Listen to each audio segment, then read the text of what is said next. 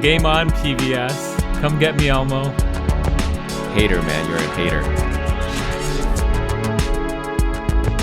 Welcome, everybody, to another episode of Recreational Science, the podcast where we explore creativity in science by examining some of the funniest, wackiest, and most provocative studies ever done. I'm Lou. And I'm Tirth.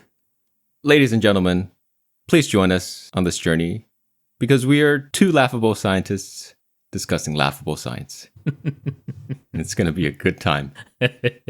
That's our new tagline, by the way. I was going to say, I love it. I love it. I was just, before you even said it, I was going to be like, that should be our tagline. Yeah. I figured it's funnier. Yeah, I agree. Two trivial scientists discovering trivial science. Well, we can also rotate it. It's okay. But I like this one. Yeah. Every other episode we change up the tagline.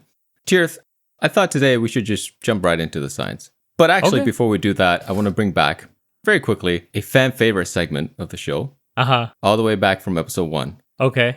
Dave Talk. Dave Talk. That's right. The Tell It Two Daves. Fan favorite segment. For those who are new to the show or haven't listened to episode 1 yet, Dave Talk is a segment where we talk about 2 days, like Tirth said, because during our PhD, both Tirth and I had thesis advisors named Dave. That's right. Which, some people say it's just a coincidence. I say it's kismet. I say it's the universe's way of ensuring the existence of this very popular segment. Absolutely. On our podcast. Absolutely. Dave Talk. And by the way, I want to add both Daves, very nice people, very smart. Great scientists, great people. I saw my Dave. Oh. A few days ago, actually. He was in town. He was visiting family in California, and we went out to lunch. Wait, did you take him to the hole-in-the-wall place? No, please. No. No, that's only for you, okay? I see. Dave is a very classy person. I see. So, where'd you take him? Please. Sushi, of course. Oh, of course, right? Of course, obviously. Because, we're both, like I said, classy, cultured, sophisticated, cultured people. Yes, exactly. Course. Of course. And neither of us mind the taste of sushi, so of course we had to go get some sushi. Wow. What did you guys talk about? Talked about sophisticated things like world travels, classical music, world travels, abstract art, maybe. Art, postmodern art. Of course. Stuff us sophisticated people talk about.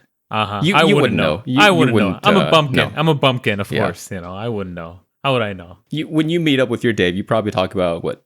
Football? Sometimes. Taco Bell? What do you guys talk about? Yeah. Taco Bell and football. That's exactly right. Yeah. That's what we talk about, man. Yeah, that's what I thought. Well, your Dave is also a very sophisticated man, but he's got to come down. Yeah, he dumbs it down for me. One of his many great qualities. Makes sense. Hey, but I have a very important question for you. Does your Dave listen to our podcast? I hope not. I really hope not. Because, as you and I both know, my Dave does watch the clips that are on Instagram. That's true. Yeah, he does like them, but it's unclear if he actually watches them. He does. I asked him because I saw him at a conference. Yes, like you, I saw my Dave about 2 months ago at a conference. Oh, great! We had a good time, and I asked him, and he said, "Oh yeah, I see when the clips show up on Instagram, I see them." So has that changed your behavior on this podcast? No, of course not. I think I owe it to the people. Okay, all the grateful listeners that come up to you on the street corners and at They Whole always Foods. come up to me. Yeah, right. I owe it to them, Lou. I have to present my most authentic version on this show. I see. And I owe it to you, and I owe it to Dave. Good. I'm glad you feel that way. Yeah, see, if my Dave were to listen to this show, I think I would change things up because I wouldn't want him to think that all of the training he provided me led to this. I think you'd be very disappointed. I see. Yeah. Well, I hope someday in the future he gets to listen to it and you're proven wrong. I sincerely hope not. Okay. Good Dave talk today. Good Dave talk today. Hey, I'm gonna bring not a segment but a concept back from another previous episode. Okay. Oh yeah, please. Yeah. Speaking of traveling, meeting up with people, I'm gonna talk about beef. Oh. I have very minor beef with you. Me? Yes, you came down to Los Angeles about 2 weeks ago. Oh yeah. Yeah, you didn't even say hello. No. You didn't even wave at me. No. We didn't meet up. No, I saw you from a distance. Didn't want to say hi. See, exactly. Yeah, That's my reason for this beef, this minor beef. No, this was planned. No. This was planned. This was agreed upon, I think, beforehand. Well, your fiance was also visiting. I didn't want to take you away from her. Wow, so gracious. Yeah. So gracious. Because, you only see her, 2 times a year these days? Please, once a month at least. In fact, No, I'm going please. there tomorrow. Please. You don't have to lie. All right, Tirth, should we get to the meat of the podcast? Yeah, let's do it. Tirth, I have a question for you. Mm-hmm. Placebos. Yay or nay? Yay. Yay. You're a big Absolutely. fan. Big fan. That makes sense because I've heard a lot of people say that neurology itself is one big placebo. Is that true? Absolutely not. Absolutely not. These people are very ignorant. They don't know the incredible depth, complexity, and the richness of neurology. Richness. Incredibly complex field of medicine. Very expensive drugs that do nothing. Is that correct? No, absolutely not. Okay. Absolutely not. Okay. I think you're reading. Your views are very outdated. No, please. The opinion used to be neurology. All it does is diagnose and adios. That is absolutely false. We treat many, many conditions. We manage many, many very complex chronic conditions. Yes, that don't get better. Some do get better. A lot don't get worse. About 20% get better, which happens to be the hit rate of the placebo effect. So today I wanted to discuss the placebo effect. I think everybody knows what the placebo effect is. Basically, you take a drug that's inert, like a sugar pill, but it has like an effect, like it helps you feel better or whatever. Often because there's an expectation from the person taking it that this thing will help them. Yeah. That's what I was going to ask. What accounts for the placebo effect? Yeah, I mean, I think that's a big factor in it, that there's this so-called buy-in. It's like a psychological thing. Yeah. Yeah, I think that's probably a huge part of it. But I think another part of it is sometimes it can have an actual physiological effect. Makes sense, too. Yeah. So, for instance, like if you use like an anti-itch ointment, that's a placebo, so it doesn't actually do anything. Sometimes that can lead the nerves that causes the itch to fire less. Yeah. Right? Yeah. It's like a psychophysiological thing. Right. The paper I'm presenting today, Tirth, show that expensive placebos work better. Wow. Yes. Okay, so let's unpack this, okay, before you even get into anything. There's multiple layers here, right? Because there's a whole separate phenomenon where things are sometimes priced higher and people automatically assume that they're better quality just because they're priced higher. Because you're going after a certain market. Correct. And the price is tailored to that market that you're going for. Yeah, so like food, for instance, like packaged food, sometimes the same factory will make the same food but package them differently and sell them at different price on it just to go after different markets. Correct. Exactly. So that's one of the rationale behind the studies I'm presenting. I'm actually presenting 3 studies today. Oh, okay. Wow. Yeah, because I did a deep dive on this subject. So the first study is titled Commercial Features of Placebo and Therapeutic Efficacy. This was published in 2008 in the Journal of American Medical Association, JAMA. A great journal. Which is a good journal. Yeah, good journal. This was a double-blinded, randomized control trial. So basically here, what they did was they shocked volunteers. These are healthy volunteers. They were able to recruit 82 of them. They paid them $30 and then delivered electric shocks to them, to their wrist. Oh my God. Yeah. At different voltages, ranging from like, not that painful to pretty painful. Basically taste them.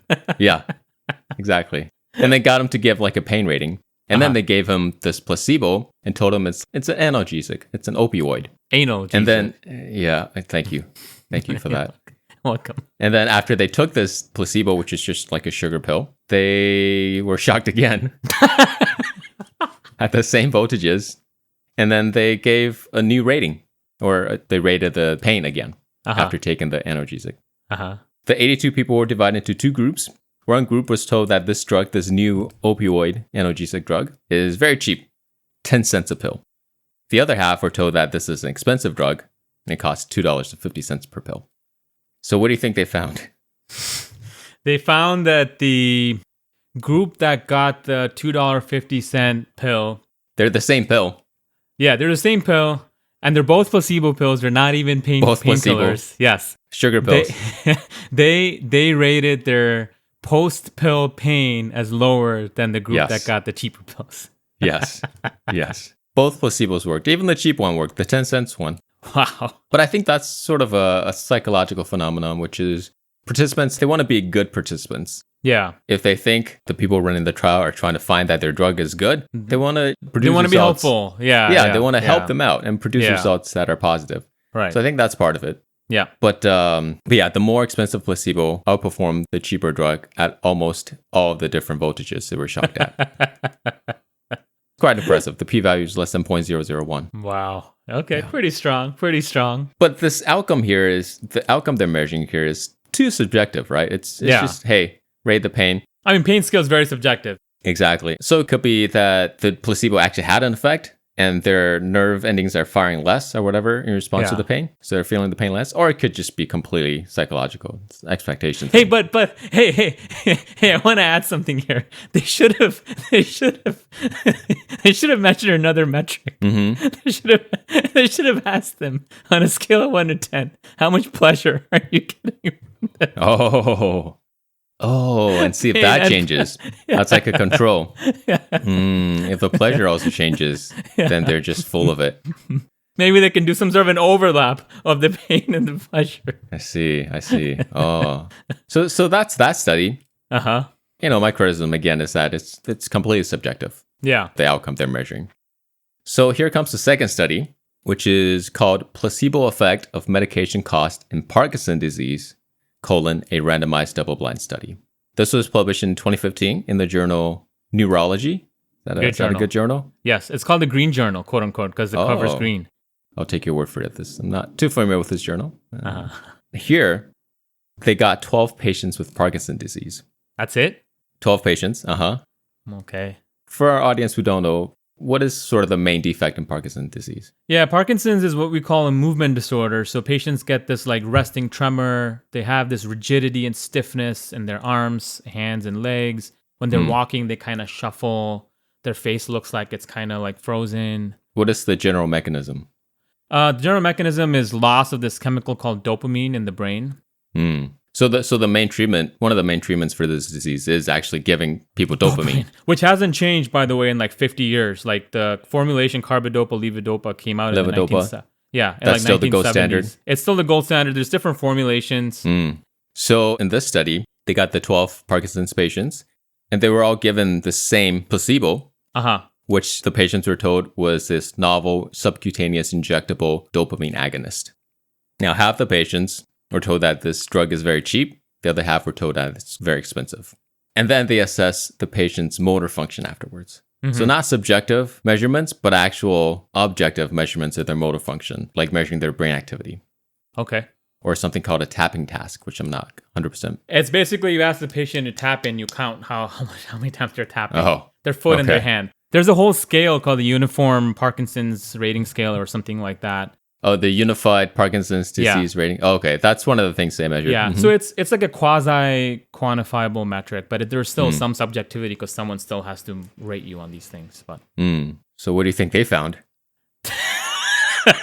Sensing a trend, I'm sure they found that the patients who thought they were injecting the more expensive drug, they felt their symptoms improved more, or they probably scored better on the Parkinson scale than the patients who thought they were getting the cheaper injectable. They did. Yeah. They did, yeah. They found measurable improvement in motor function. Yeah. Actually, in both patients, in both sets of patients, the cheap and the expensive placebos, but much more in the expensive placebo. Not quite to the extent of the gold standard, the levodopa. Yeah. But the expensive was quite close. The effect size of the expensive placebo was about halfway between that of the cheap placebo and the levodopa. Wow. So not bad at all. Not bad at all. Nice. The third study is called Expensive Seems Better, the price of a non-effective drug modulates its perceived efficacy. This is from 2023 in the journal Cognitive Research. Great journal. Principles and Implications. Yeah, good journal. Very good journal. So here, they kind of flipped the method on its head. Okay. They got 56 healthy volunteers. These were Spanish, internet users. Why do you say it like it's perverted? No, I didn't say it's. What's that pause? You're like, Spanish internet users. Yeah, they're Spanish internet users. That's how they're described in the paper. Here's how they flipped this method on its head. Uh-huh. These participants, the Spanish internet users, were not given the placebo drugs. Okay. Instead, they were given patient charts, 50 patient charts each to review. These fake patients in these charts were given the placebos.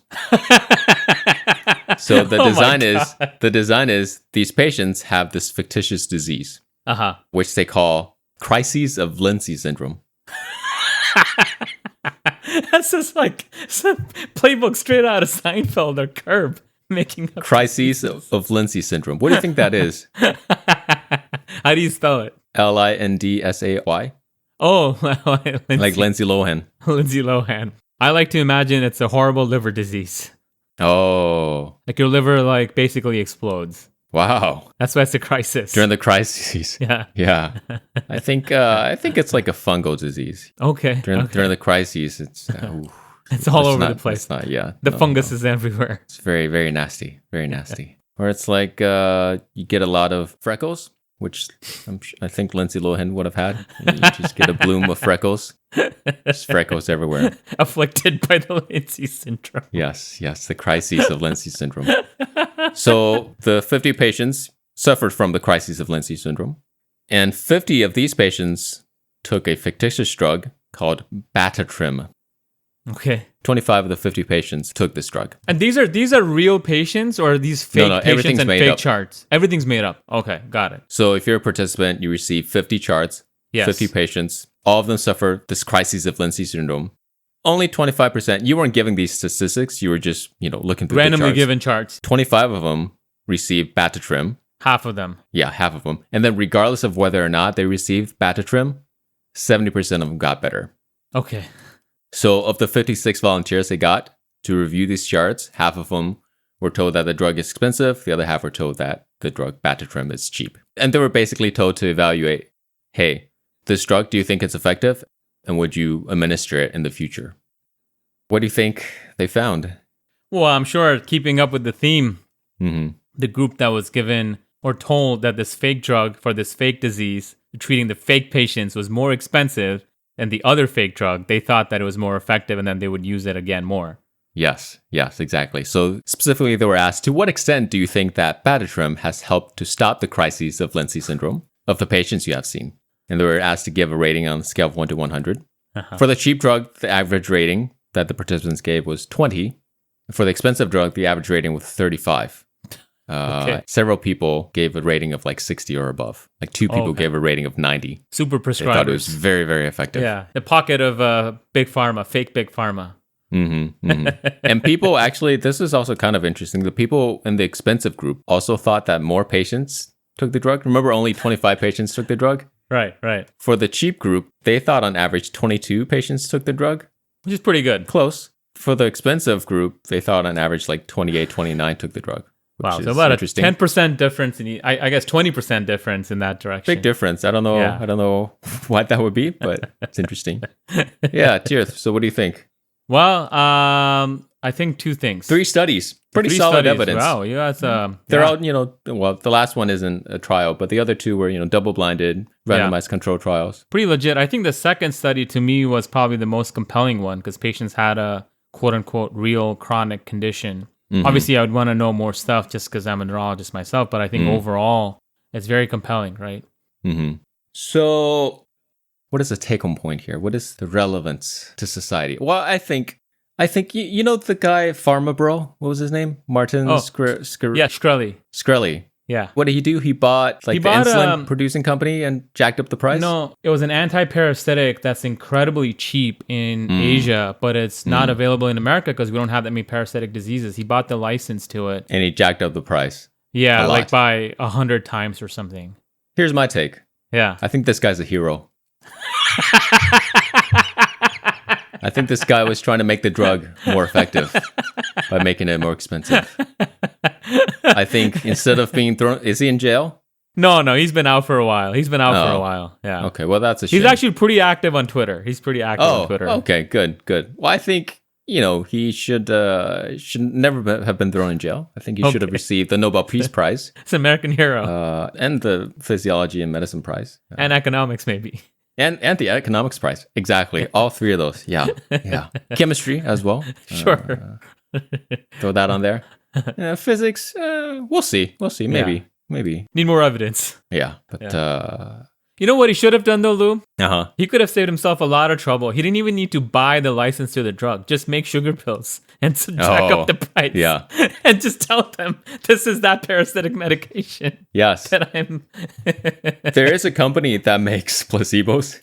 That's like all the drug companies get their placebos from. Yeah. Yeah, they make, I looked it up. They make, almost $5 million a year making placebos. It's pretty good. We should have got on that. That's a great business. That could have been us, man. Genius, could have been man. us. Genius.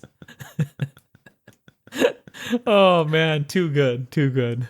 All right. Any other thoughts, Tirth? No. I turn it over to you then. All right. So Lou, for today's paper, Mm-hmm. I am going to bring back another favorite theme of this podcast. Oh. Dogs.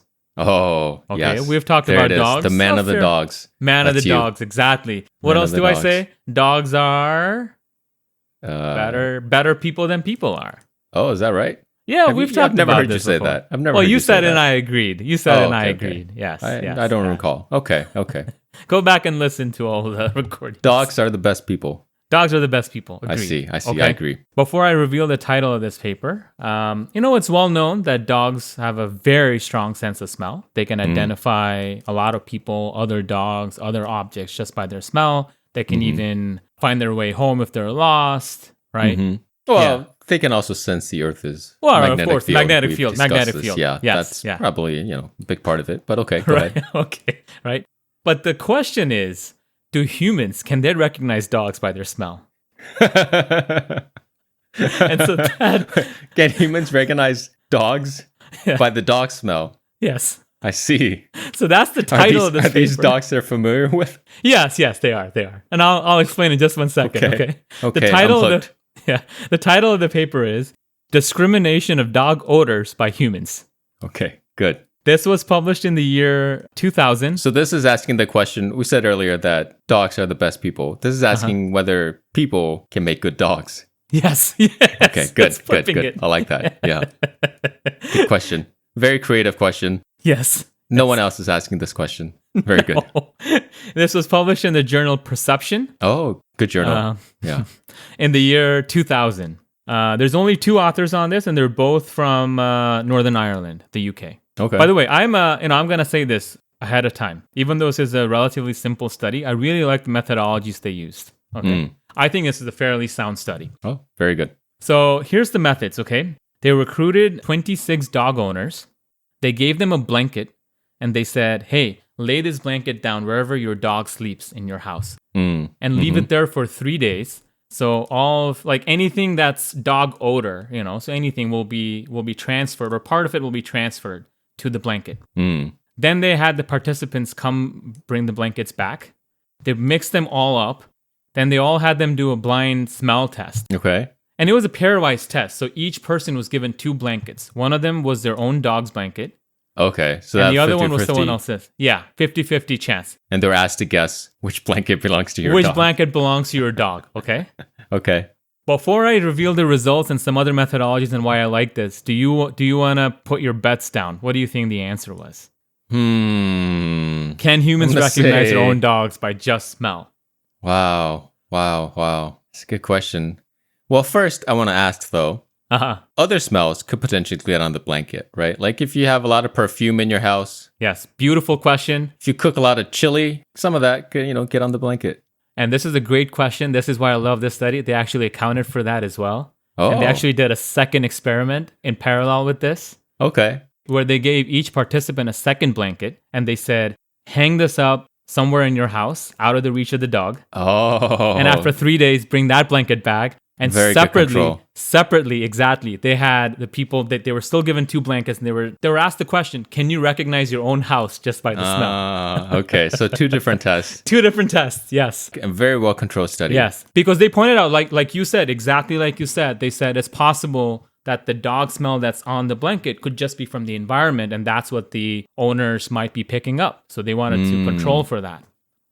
There's a term for this, by the way. We call these confounders or confounding effect. Yeah. So so they're getting 2 blankets. Yeah. One from their dog, one from a different dog, or yes, not from one a from dog? a different dog. One from a different dog. Okay, got it. And not just that, they tried to match up the breeds of dogs as best as they could. So, for example, if your dog is a golden retriever, they tried so that the second blanket you got was of a dog that was either a golden retriever itself or a very similar breed. Wow. Yeah. Wow. I'm going to say no. I'm going to say they guessed about 50% correct. Okay. So chance. And then what about when they were asked to recognize if for the house? Yeah. I'm going to say also 50%. Okay. Before I get into that, I just want to make 2 more points about how well they tried to control this. Because, you could raise a question, for example, if the people didn't do as expected in smelling or recognizing their own dog from the smell, you could say, oh, maybe they haven't been with the dog for that long. Or maybe they're not the primary caregiver, not the caregiver, but the primary dog person, right? Well, they controlled for that. The people they selected had all been with their dog for more than a year. They were all the main dog person. Okay. Another possible objection people could raise is that, well, maybe there's 2 dogs in the house. What then? They made sure to only select people that had only one dog. Very good. They also told their owners, do not groom your dog a month before the experiment so that you wouldn't get like chemical smells or anything like that in there. Okay. So no bath. No bath, nothing. Wow. For a month. Before the study. Wow. Okay. So they went through a decent amount of effort very to rigorous, make sure. Very rigorous study. Very good scientists. And I think the part of the reason is, like you pointed out, right? The study design is essentially 50-50. So if you want to extract any meaningful information from this, you have to absolutely make sure that everything else is controlled for. Because you're starting with just random chance of being 50%, right? Well, here are the results, Lou. And this is going to surprise and shock you because you have very little faith in people. Very little faith. A whopping 88.5% of dog owners were able to recognize their own dog just by smelling the blanket. Wow. On the first guess. On the first guess. Wow. Okay. Wow. Okay. But on the flip side, only 69% of participants correctly identified their own home by smelling a blanket. Well, that's still pretty high, though. I mean, you might think that, right? But remember, this was a binary choice test, so you're already starting at 50%. So the bar to be like actually correct, like significantly correct over random, is a lot higher. Okay. And so when they apply their statistical methods to this, it's actually not significant. Okay, whereas for identifying their own dogs, that was significant. It's much higher. Oh, yeah, definitely. 23 out of... Many more people. Yeah, 23 out of 26 people. Yeah, definitely. Okay. So, based on this, their conclusion is that, well, people can't even recognize their own home, so the chances of them recognizing their dog smell just by the smell of their home is very unlikely, which must then mean that they're very good at identifying their own dog just by its smell. Just like the dog, of course, will identify them based on their smell. Now, the other thing I'm curious about is how intimate do these people get with their dogs? You know? Is this a representative population of the general public? I don't mean anything dirty.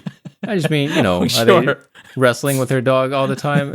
How representative is this population? I mean, of the general public? I would argue that the general dog-owning public, which in America, I think 60% of households have a dog, like something crazy like that. I think they all wrestle with their dogs. They hug them. Okay. Some of them even kiss them. So, yeah, that's true. And I just wanted to add a mini follow-up to this. There's a second study where they basically did a very similar thing with cats. Okay.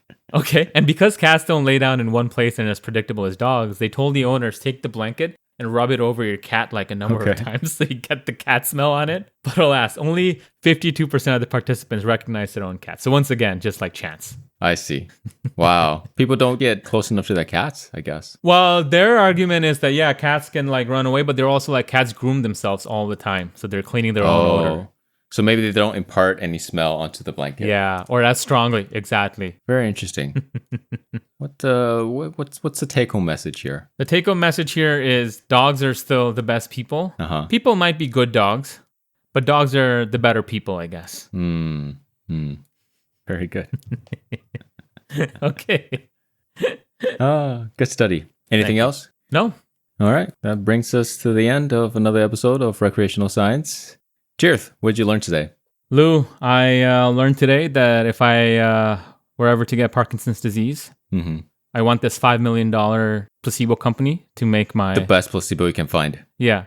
And I also want Martin Shkreli to be involved in the treatment. I will make sure you get the best placebo money can buy. Thank you. That's what I expected from you as a good friend. What did you learn today?